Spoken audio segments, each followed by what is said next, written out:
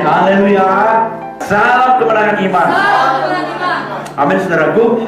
Alkitab berkata, 2-3 orang berkumpul di dalam namaku, aku ada di tengah-tengah mereka. Katakan, Tuhan Yesus ada di sini. Roh Kudus ada di sini. Roh doa milik saya. Amin. Amin. Hari ini saudaraku, saya mau menyampaikan lagi mengenai kesukaran mendatangkan mujizat. Amin saudaraku. Amin. Kita harus mengubah cara berpikir kita. Cara saudara memandang hidup ini akan mempengaruhi apa yang saudara dapatkan. Ada banyak orang berkata, saudaraku, adalah kesukaran adalah awal daripada kebinasaan. Bagi saya dan saudara, sebagai anak-anak Tuhan, kesukaran adalah jalan untuk kita menerima mujizat Tuhan. Itu makanya saudaraku, terjemahan daripada masalah manusia ada Allah, ada Tuhan Yesus, ada firman, ada hadirat Tuhan, ada kemuliaan Tuhan yang mau Tuhan nyatakan bagimu dan bagi saya, bagi kita semuanya. Itu semuanya kita harus datang dengan iman. Katakan, saya datang dengan iman. Saya percaya Tuhan Yesus Kristus. Saya selamat dan seisi rumahku. Saya percaya Tuhan Yesus Kristus. Saya dipulihkan dan seisi rumahku. Iya, Tuhan Yesus berkata, marilah kepadaku, hai kamu yang letih, lesu, aku akan memberi kelegaan. Di dalam Yesus ada kelegaan.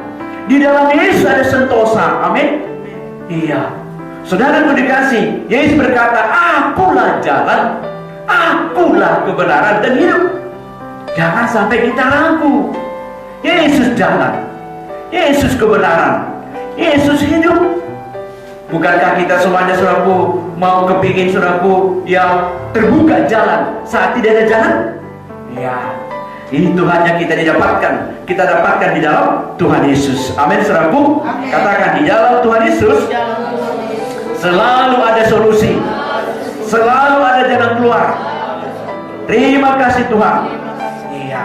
Jadi kalau ada kesukaran, mari manfaatkan kesukaran itu, persoalan itu, penderitaan itu untuk lebih dekat dengan Tuhan. Mari kita baca saudara, 2 Korintus pasal yang pertama, 2 Korintus. Bagaimana pengalaman Paulus? Rasul Paulus memberitakan Injil di kota Efesus dan terjadi, saudaraku, terobosan yang hebat, terobosan yang dahsyat, saudaraku, sehingga orang-orang Efesus datang kepada Tuhan Yesus. Tetapi saudaraku, ada orang-orang yang tidak senang. Ketika Rasul Paulus memberitakan Injil, ada orang-orang yang tidak senang. Iblis tidak senang. Untuk itulah kita harus percaya di dalam pemberitaan Injil, di dalam mengikut Tuhan, selalu ada jalan keluar. Katakan, selalu ada jalan keluar di dalam Tuhan Yesus. Saya bacakan ayat 8. Saudara baca ayat yang ke-9. Sebab kami mau saudara-saudara, supaya kamu tahu akan penderitaan yang kami alami di Asia Kecil. Beban yang ditanggungkan atas kami adalah begitu besar dan begitu berat, sehingga kami telah putus asa juga akan hidup kami. Ayat 9. Maka kami merasa seolah-olah kami telah dijatuhi paman hati. Tapi hal itu terjadi supaya kami jangan menaruh kepercayaan pada diri kami sendiri, tapi hanya kepada Allah yang membangkitkan orang-orang mati. Dari kematian yang begitu ngeri, Ia telah dan akan menyelamatkan kami. Kepadanya kami menaruh pengharapan kami bahwa Ia akan menyelamatkan kami lagi. Karena kamu juga telah membantu mendoakan kami supaya banyak orang yang mengucap syukur atas karunia yang kami peroleh berkat adanya doa mereka untuk kami. Iya, ini adalah pengalaman Rasul Paulus. Dan ingat, Rasul Paulus bukan sembarangan orang. Dia adalah orang yang hebat, orang yang begitu kuat di dalam Tuhan. Pun dia mengakui, apa katanya? Sebab kami mau saudara-saudara, supaya kamu tahu akan penderitaan yang akan kami alami di Asia Kecil. Di saudara dikasih, Paulus berkata, dia bukan sembarangan orang, dia bukan saudaraku orang Kristen yang lemah, tidak. Tetapi pun dia mengakui, dikatakan beban yang ditanggungkan atas kami begitu besar dan begitu berat, sehingga kami telah putus asa. Ya, dari keputusasaan kepada mujizat. Asal kita datang kepada Tuhan Yesus, kepada oknum pencipta langit, bumi, laut dan segala isinya, pencipta matahari, pencipta bulan, planet, namanya Tuhan Yesus Kristus. Asal kita datang kepadanya.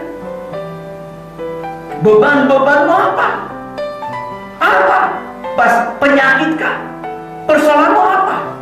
Masalah pekerjaankah? Masalah kesehatankah? Tidak ada yang sukar bagi Tuhan Yesus. Amen. Tidak ada yang mustahil bagi Tuhan Yesus. Amin, saudaraku. Amen. Mari malam ini bangkitkan imanmu. Iya. Apakah masalahmu seperti yang dialami oleh Bartimeus? Dia lahir buta. Mungkin Bartimeus menganggap, aku lahir buta, pastilah aku mati buta juga. Tetapi tidak terjadi. Sampai mati dia tidak buta. Ketika dia bertemu dengan Yesus, maka Bartimeus yang buta berubah menjadi Bartimeus yang melek, yang bisa melihat. Lihat ini, saudara.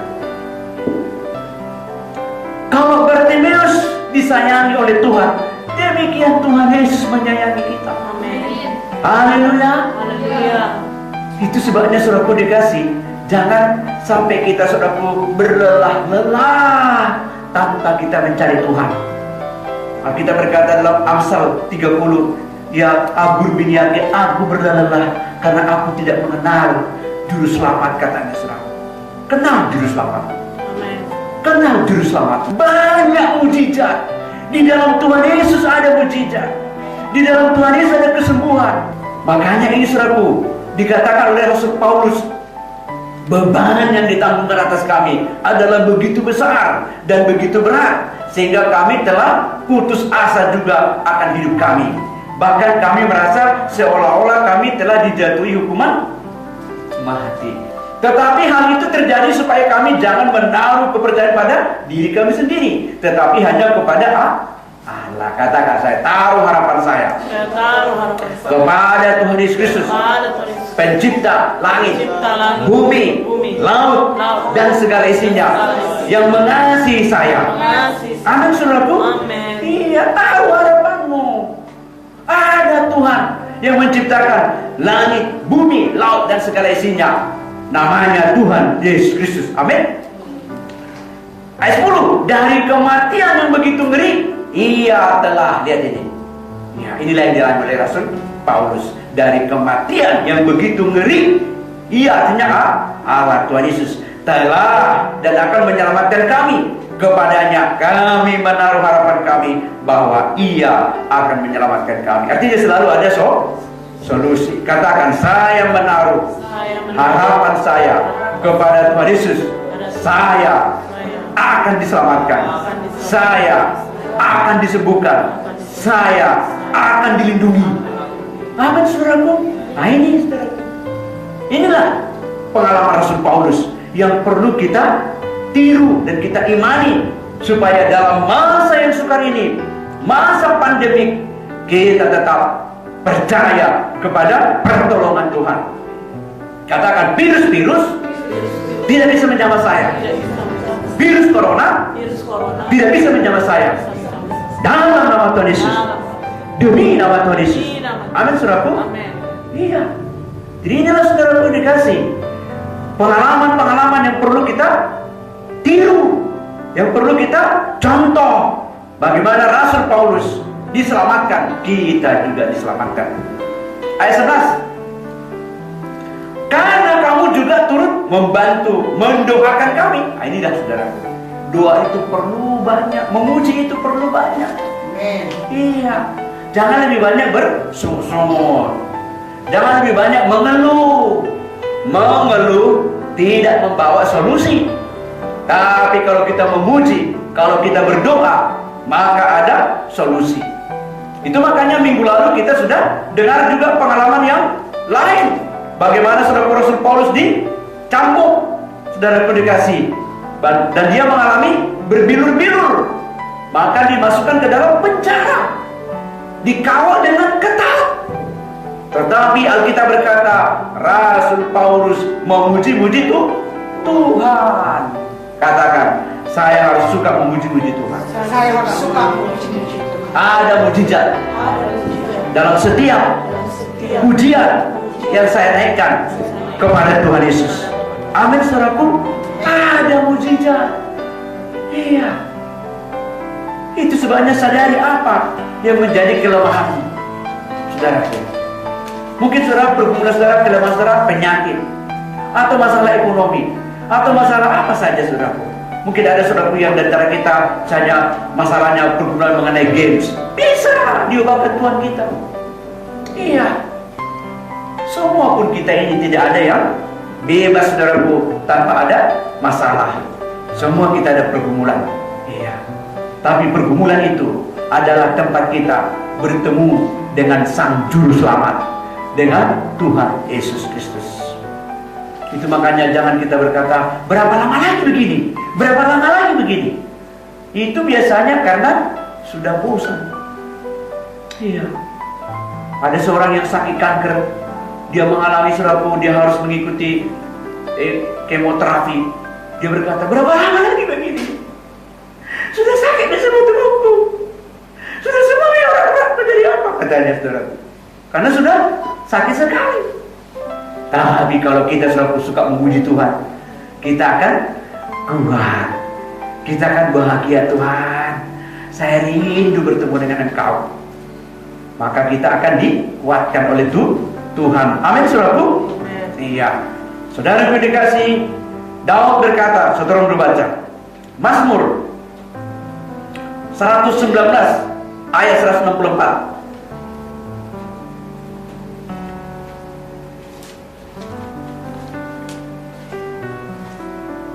Mazmur 119 ayat 164.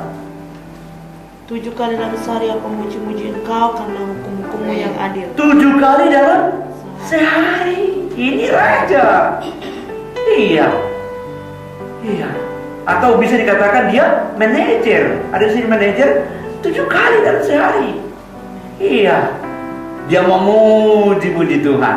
Jangan nangis terus. Fokus dunia ini. Ngeri kalau kita nanti ketemu dengan antikris. Iya. Ketakutan kita akan disiksa. Orang saudaraku jatuh dari hotel lantai, mungkin lantai 30, jatuh, nggak bisa mati. Hidup lagi ya itu. Maut menjauh. Iya. Lompat pun kita ke sumur, nggak mati, hanya berenang di sumur itu. Nah, ini saudaraku. Makanya tenangkan hati kita. Katakan, tenang kau jiwaku, jangan kau gelisah. Tenang kau hatiku, percaya Tuhan Yesus. Amin, saudaraku. Mari. Saya sudah sampaikan kepada saudara. Haleluya. Iya. Jadi ketika saudaraku Rasul Paulus berdoa, maka terjadi gempa bumi yang hebat. Sendi-sendi penjara goyah, semua pintu penjara terbuka, terlepaslah tali yang mengikat mereka. Ini sungguh luar biasa. Mereka keluar dari penjara oleh karena Tuhan, bukan karena manusia. Ini luar biasa ini. Rasul Paulus karena memuji-muji, karena mau berdoa, karena menyembah, sendi penjara terbuka. Jadi dia keluar bukan karena manusia, Tuhan langsung lewat gempa dibuat. Demikianlah kita saudara dikasih. Iya, mari malam hari ini semangati dirimu. Haleluya. Iya, katakan God is good. Saya percaya mujizat Tuhan. Saya percaya kemurahan Tuhan, anugerah Tuhan melimpah atas saya. Amin, saudaraku. Iya, mari malam hari ini Alkitab juga menegaskan di dalam Lukas 18. Mari kita baca dulu. Ayat 1, Yesus mengatakan suatu perumpamaan kepada mereka untuk menegaskan bahwa mereka harus selalu berdoa dengan tidak jemu-jemu. Ayat 2, Katanya dalam sebuah kota ada seorang hakim yang tidak takut akan Allah dan tidak menghormati seorang pun. dan di kota itu ada seorang janda yang selalu datang kepada hakim itu dan berkata, belalah hakku terhadap lawanku. Tetapi kemudian dia berkata dalam hatinya, walaupun aku tidak takut akan Allah dan tidak menghormati seorang pun, Namun karena janda ini menyusahkan aku, baiklah aku membenarkan dia, supaya jangan terus saja dia datang dan akhirnya menyerang aku. Tidakkah Allah yang akan membenarkan orang-orang pilihannya yang siang malam berseru kepadanya, dan adakah ia mengulur-ulur waktu sebelum menolong mereka? aku berkata kepadamu, ia akan segera membenarkan mereka. Tetapi jika anak manusia itu datang, adakah ia mendapati iman di bumi? Iya, Tuhan mencari iman. Amin, saudaraku. Tuhan tidak mengulur-ulur waktu, dia segera menolong. Katakan, pertolongan Tuhan tepat waktu, tidak terlambat dan tidak kecepatan. Ayat pertolongan dari itu tepat waktu. Saudaraku dikasih. Itu makanya saudaraku, mari percayai. Mazmur 63 berkata, sungguh engkau telah menjadi pertolonganku, dan dalam naungan sayapmu aku bersorak-sorai. Ayat 8, jiwaku melekat kepadamu, tangan kananmu menopang aku. Amin. Amin. Iya, katakan, Tuhan Yesus tempat pertolonganku, tempat naungan hidupku. Di bawah sayapnya aku berlindung, aku bersorak-sorai. Jiwaku melekat kepada Tuhan, tangan kanan Tuhan menopang aku. Amin. Haleluya. Tuhan Yesus menjawab doa kita. Tuhan Yesus berikan kita kemenangan. Tuhan Yesus berikan kita sukacita, kebahagiaan, panjang umur, sehingga kita semuanya terangkat. Amin, saudaraku. Haleluya. Amin.